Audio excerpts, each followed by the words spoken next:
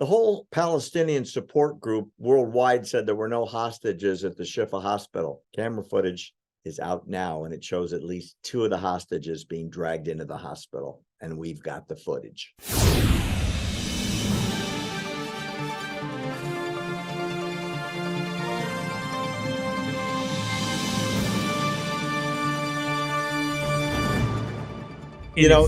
Some interesting news has come out in the last couple of days, and let me tell you what I mean by that. Israel has been saying for months and months that the headquarters of these terror groups are under hospitals and schools, especially the UN schools and especially the public-funded hospitals.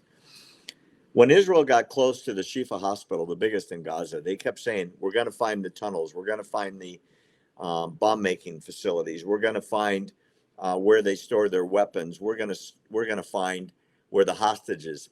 Everything they said was true. Israel has now released this picture today. It went international. These are 2 hostages being taken. This is from the Shifa hospital closed-circuit television cameras. This shows 2 hostages being dragged into the hospital. The one wounded on the arm and then dragged in the hospital bed is from Nepal, and the other one is a Thai citizen. The IDF spokesman, Rear Admiral Daniel Hagari, said the 2 wounded hostages were later taken to hideouts through the tunnels.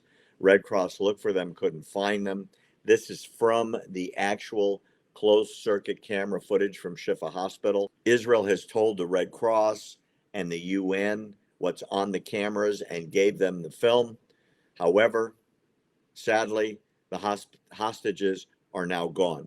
And just outside the hospital, they located the bodies of 2 hostages, Yehudit Weiss and Noah Marciano, who were executed apparently just outside of the hospital on the hospital grounds. There's no doubt that this happened.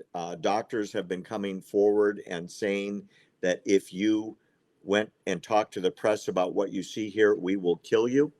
If you go into units of the hospital that you're not allowed to go into, we will kill you. And if in any way you put any news out about what's going on here with Hamas, we will kill you.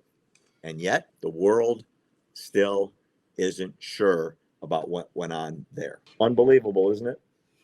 So what about what happens? Let me say, I hope this doesn't happen. And I'm just, talking. What happens when they don't produce any hostages tomorrow?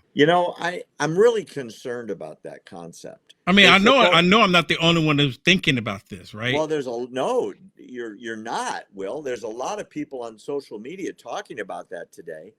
Israel's going to stand down. Okay. They're going to stop shooting. They're going to stop overflights. They're going to let huge amounts of aid in through the Rafah crossing. They've already identified the terrorists they're going to release from the Israeli jails, 3 for each one that Hamas releases. And this is not. Wait a minute. Wait. So Hamas is going to release 1. Israel releases 3. How does that work? That's what Hamas demanded. Has the math changed? I mean, they don't. The math is irrelevant. Hamas doesn't care if their people stay in Israeli jails for 10,000 years. Israel cares. And so Hamas is leveraging that against the Israelis. Remember this, and I can give you this information. We can publish it. Every one of the people that are going to be released from Israeli jails are felons. They all tried to kill Israelis. They're terrorists. That's why they're in jail. So where do they release them to? They're going to give them back to Hamas. So they're going to put them in the Gaza Strip. So they can do it again. That's what I was going to say. So all they're going to do is release them so they can get back into the battle. Bingo. Let me prove it to you. Let me prove to you how smart your question is. Yahya Sinwar, who's the head of the military arm of Hamas in the Gaza Strip, was in Israeli jail for a long time. They released him when he promised not to do it anymore. He went back to Gaza, took over the whole organization, and has been directing the killing of Jews ever since. So it's not like they get out of jail and they go, oh, I learned a trade. I'm going to be a carpenter, or now I'm going to be a school teacher. No, they go right back and do it again. And Israel is getting their people back. That the people didn't do anything except get kidnapped, which is against international law. The people Israel is exchanging on a 3-to-1 basis, Will, are all terrorists that have all been convicted of terrorism.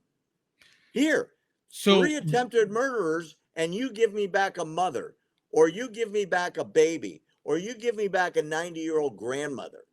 So they're about to release 50 hostages in the Gaza Strip. Hamas is about to release 50, and Israel is about to release 150 terrorists. Bingo. I mean, come on.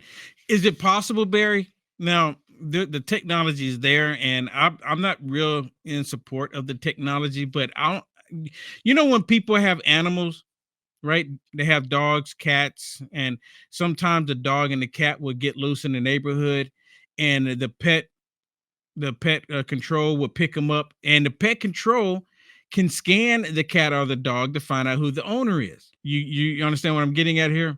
So now you have it to where you can take a chip and put it in these terrorists. You put a chip in a pet.